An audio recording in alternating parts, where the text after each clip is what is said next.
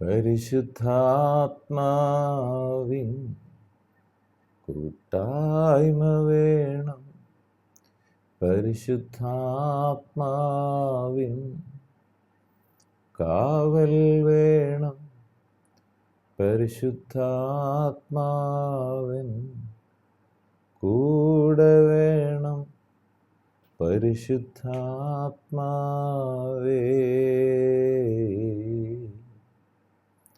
പരിശുദ്ധാത്മാവിൻ കൂട്ടായ്മ വേണം. പരിശുദ്ധാത്മാവിൻ കാവൽ വേണം. പരിശുദ്ധാത്മാവൻ കൂടെ വേണം. പരിശുദ്ധാത്മാവേ,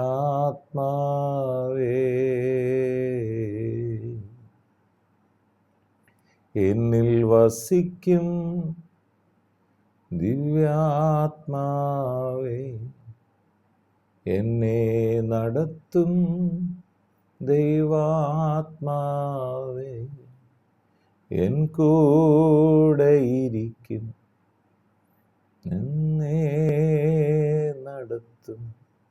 നല്ല സഖിയേ, നല്ല തുണയേ, പരിശുദ്ധാത്മാവേ, പരിശുദ്ധാത്മാവിൻ കൂട്ടായ്മ വേണം. പരിശുദ്ധാത്മാവിൻ കാവൽ വേണം. പരിശുദ്ധാത്മാവിൻ കൂടെ വേണം. പരിശുദ്ധാത്മാവേ,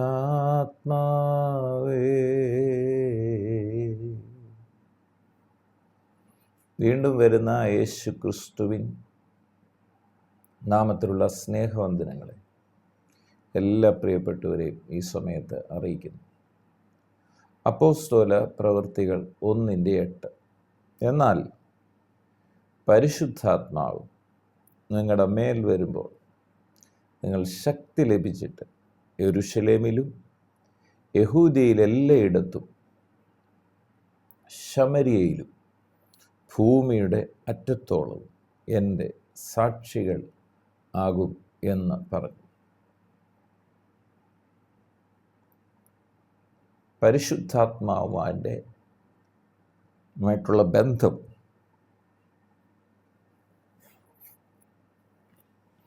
നമ്മെ യേശു ക്രിസ്തുവിനെ അറിയാൻ സഹായിക്കുന്നു. പിതാവുമായ ബന്ധത്തിലേക്ക് നമുക്ക് പ്രവേശിക്കാൻ സാധിക്കുന്നു. പരിശുദ്ധാത്മാവ് നമ്മെ സകല സത്യത്തിലും വഴി നടത്തുന്നു. പരിശുദ്ധാത്മാവെന്ന് പറയുന്നത് തത്വത്തിൽ മൂന്നാമനായ ദൈവമാണ്. ദൈവത്തെക്കുറിച്ച് പറയുന്ന എല്ലാ പ്രത്യേകതകളും പരിശുദ്ധാത്മാവിനെയും പറയും. സർവശക്തനും സർവജ്ഞാനിയും സർവവ്യാപിയും നിത്യനുമാണ് ദൈവം. അത് പരിശുദ്ധാത്മാവ് അങ്ങനെ തന്നെ.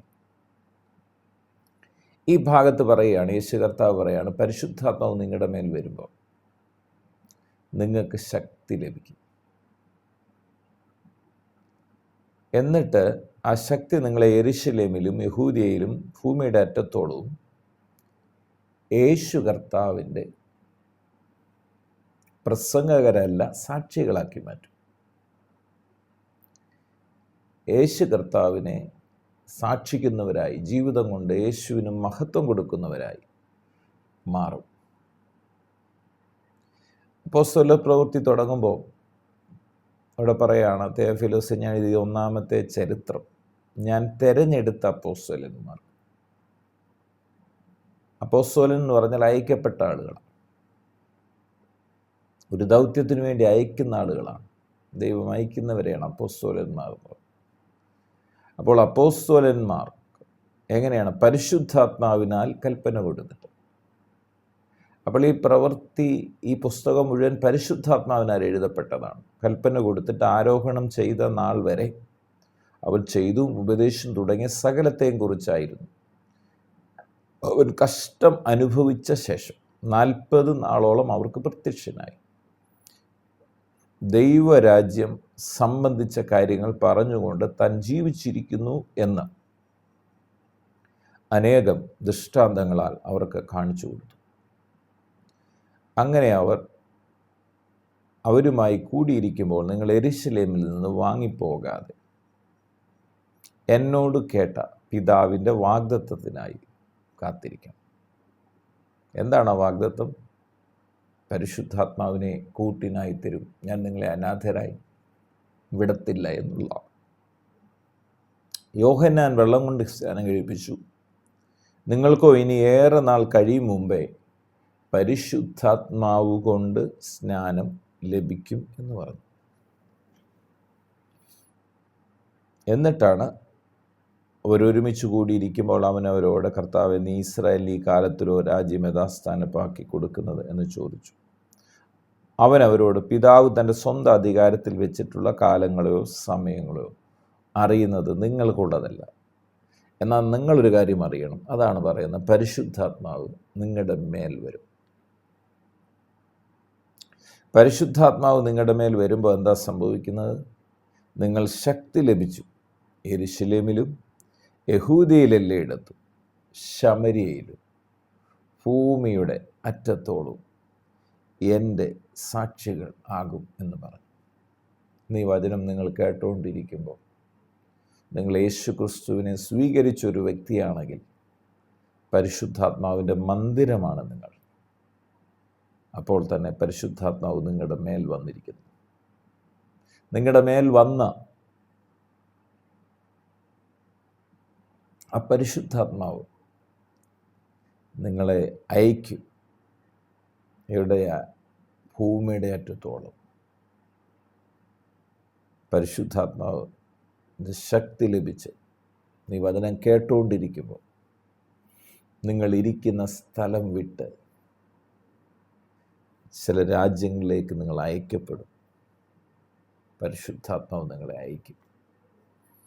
പരിശുദ്ധാത്മാവ് എന്തിനാ അയക്കുന്നതെന്ന് ചോദിച്ചാൽ, ചിലപ്പോൾ നിങ്ങൾ ഒരു രാജ്യത്തോട്ട് പോകുന്ന ഒരു ജോലി സംബന്ധമായ വിഷയത്തിലായിരിക്കും. വരുമാന മാർഗത്തിന് വേണ്ടി നിങ്ങളുടെ കുഞ്ഞുങ്ങൾ പോകുന്നതായിരിക്കും. പക്ഷെ കർത്താവിൻ്റെ പ്രത്യേക പദ്ധതി എന്താണെന്ന് ചോദിച്ചാൽ, ആ സ്ഥലത്ത് ജോലിയിലൂടെ, ആ ചെല്ലുന്ന സ്ഥലത്ത്, ആ ഭവനത്തിൽ, ആ ദേശത്ത് നിങ്ങൾ യേശു കർത്താവിൻ്റെ സാക്ഷികളായി നിലകൊള്ളുക എന്നുള്ളതാണ്. അതിന് നിങ്ങളുടെ മേൽ പരിശുദ്ധാത്മാവ് ശക്തി പകർന്നിട്ടുണ്ട്. പിശാചിൻ്റെ പ്രവൃത്തികളല്ല, പകരം പിശാചിന് സാക്ഷികളല്ല, യേശു ക്രിസ്തുവിൻ്റെ സ്വഭാവമുള്ളവരായി, യേശു ക്രിസ്തുവിൻ്റെ സാക്ഷികളായി തീരാൻ ദൈവത്തിൻ്റെ പരിശുദ്ധാത്മാവ് ആഗ്രഹിക്കുന്നു. അതുകൊണ്ട് നീ വചനം കേട്ടുകൊണ്ടിരിക്കുമ്പോൾ ദൈവത്തിൻ്റെ ആഗ്രഹം, നിങ്ങൾ ഈ വർഷം ദൈവിക സമയത്തിലേക്ക്, പരിശുദ്ധാത്മാവിൻ്റെ ഒരു സമയത്തിലേക്ക്, പരിശുദ്ധാത്മാവിൻ്റെ ഒരു പ്രവൃത്തിയിലേക്ക് വരണമെന്നും ദൈവികമായ ഇടപെടലുകൾ നിങ്ങളുടെ ജീവിതത്തിൽ ഉണ്ടാകണമെന്നുള്ളതാണ്. അതുകൊണ്ട് നീ വചനം കേട്ടുകൊണ്ടിരിക്കുമ്പം നിങ്ങൾ യാദർച്ഛികമായല്ല ഈ വചനം കേൾക്കുന്നത്. പരിശുദ്ധാത്മാവ് നിങ്ങളെ തിരഞ്ഞെടുത്തിരിക്കുകയാണ്. പരിശുദ്ധാത്മാവിൻ്റെ ശക്തി നിങ്ങളുടെ മേൽ അയച്ചിരിക്കുകയാണ്. നിങ്ങൾ യേശു ക്രിസ്തുവിൻ്റെ സാക്ഷികളായി രാജ്യങ്ങളിൽ പോകത്തൊക്കണം. നിങ്ങളുടെ മേൽ അഭിഷേകം അയച്ചിരിക്കുന്നു. വിശ്വസിക്കുക. നിങ്ങൾക്ക് വേണ്ടി വഴികളും വാതിലും, രാജ്യങ്ങളുടെ വാതിലുകളും തുറക്കപ്പെടട്ടെ. പ്രാർത്ഥിക്കാം. പിതാവേ, പ്രാർത്ഥിക്കുന്നു യേശു ക്രിസ്തുവിൻ നാമത്തിൽ എന്നെ കേട്ടുകൊണ്ടിരിക്കുന്ന ഓരോ പ്രിയപ്പെട്ടവർക്ക് വേണ്ടി പ്രാർത്ഥിക്കുമ്പോൾ പരിശുദ്ധാത്മാവിൻ്റെ ഫയർ, തീ ഇവരുടെ മേൽ വ്യാപരിക്കട്ടെ. പരിശുദ്ധാത്മാവ് ഇവരുടെ മേൽ വരട്ടെ. ഇവർക്കൊരു ശക്തി ലഭിക്കട്ടെ. ഇവരുടെ നിരാശകൾ മാറിപ്പോകട്ടെ, ഭയങ്ങൾ മാറിപ്പോകട്ടെ, ആകുല ചിന്തകൾ മാറട്ടെ, രോഗബന്ധനങ്ങൾ അഴിയട്ടെ. പകരം പരിശുദ്ധാത്മാവിൻ്റെ ശക്തിയാൽ നിറഞ്ഞ് കേൾക്കുന്ന ഓരോ പ്രിയപ്പെട്ടവരും യേശു ക്രിസ്തുവിൻ്റെ സാക്ഷികളായി തീരട്ടെ. പ്രാർത്ഥിച്ച് അനുഗ്രഹിക്കുന്നു യേശു ക്രിസ്തുവിൻ പൊന്നുനാമത്തിൽ പിതാവേ, ആമേൻ. പരിശുദ്ധാത്മാവിൻ കൂട്ടായ്മ വേണം, പരിശുദ്ധാത്മാവിൻ കാവൽ വേണം, പരിശുദ്ധാത്മാവൻ കൂടെ വേണം. പരിശുദ്ധാത്മാവേ